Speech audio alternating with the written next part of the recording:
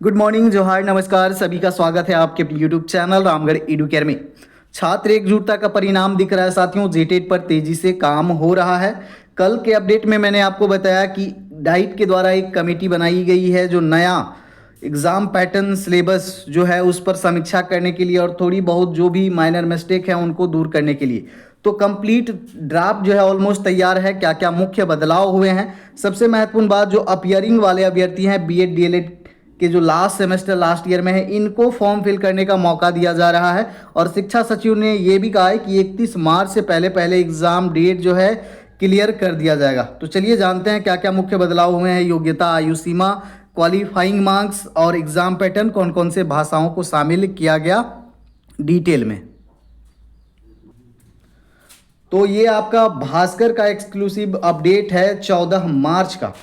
झारखंड शिक्षक पात्रता परीक्षा की नियमावली बदलेगी, अगली बैठक में पेश होगा। इससे पहले तो यहाँ पर देखिए, यहाँ पर अगली जो बैठक होगी कैबिनेट की वहाँ पर इसको स्वीकृति मिल जाएगी। जनजातीय भाषा में शामिल होगी भूमिज, तो भूमिज भाषा को शामिल कर लिया गया है। और भोजपुरी मगही को क्षेत्रीय भाषाओं में जगह नहीं दी गई है, यानी कि इनको हटा दिया गया है।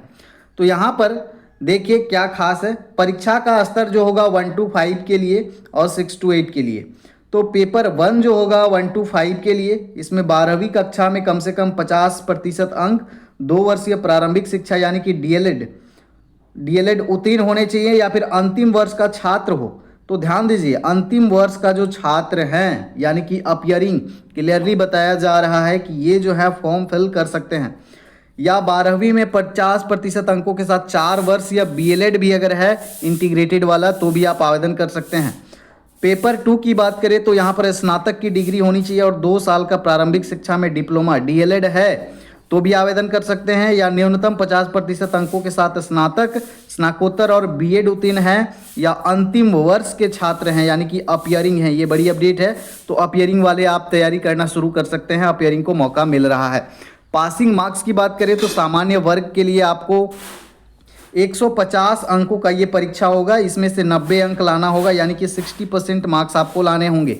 वहीं आरक्षित वर्ग के जो अभ्यर्थी हैं ओबीसी, एसटी, एससी, इनको यहाँ पर साथियों 150 में से इनको लाना है 82 अंक यानी कि आपका 55% के आसपास।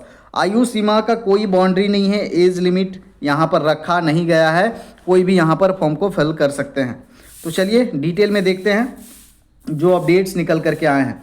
कल के वीडियो में मैंने आपको डिटेल में बताया था साथियों की कमेटी गठित तो हो चुकी है। डाइट को आज 14 मार्च अंतिम तिथि है और आज ही जो भी बदलाव पॉसिबल हैं छोटी मोटी उनको चेंज करके भेजना है।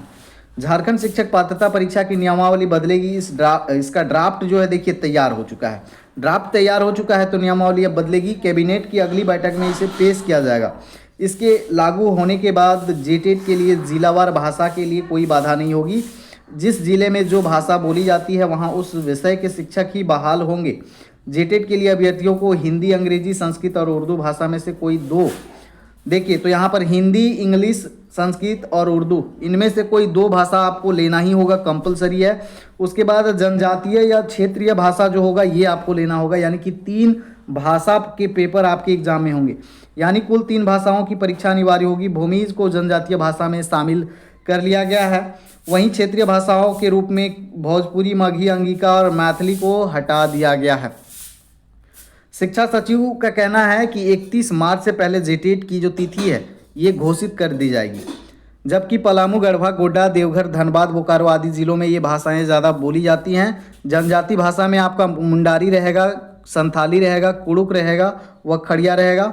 और क्षेत्रीय भाषा में आपका नागपुरी, पंचपरगनिया, खोरठा, कुरमाली, बांग्ला और उड़ीसा रहेगा। स्कूली शिक्षा एवं साक्षरता विभाग ने पिछले वर्ष जेटेट नियमावली का ड्राफ्ट जारी कर शिक्षा अधिकारियों को आम लोगों से सुझाव व आपत्तियों के लिए मांगी थी। सुझाव में कहा गया था कि पलामू, गढ़वा में भोजपुरी व मगही और गोड्डा में अंगिका को क्षेत्रीय भाषा में शामिल किया जा सकता है। शिक्षा अधिकारियों की रिपोर्ट में कहा गया था कि पलामू और गढ़वा में हिंदी के बाद क्षेत्रीय भाषा के रूप में सर्वाधिक भोजपुरी और मगही बोली जाती है। गोड्डा में क्षेत्रीय भाषा के रूप में अंगिका बोली जाती है, लेकिन इनको यहाँ पर हटा दिया गया। तो मुख्य बदलाव क्या हुए आप लोग देख ही सकते हैं, ज़्यादा कुछ बदलाव नहीं है। यहाँ पर सिलेबस पर ही ज़्यादा बदलाव हो रहा है और जो भाषा का मुद्दा है उस पर। एनसीटी के अनुरूप झारखंड में बन रही जेटेट की नियमावली, तो एनसीटी का गाइडलाइन के अकॉर्डिंग बनाया जा रहा है। शिक्षा सचिव उमाशंकर सिंह ने कहा कि national council for teacher education के अनुरूप ही झारखंड शिक्षक पात्रता परीक्षा की नियमावली को अंतिम रूप दिया गया है।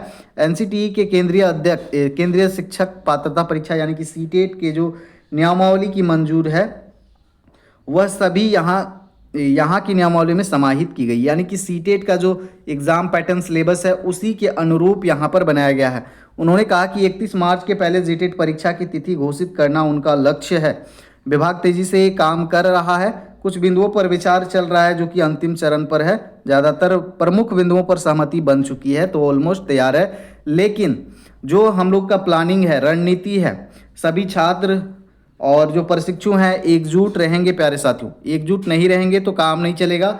जैसे ही यहाँ पर काम ढीला होता है वैसे ही हमें आवाज़ बुलंद करना होगा अपने हक अधिकार के लिए।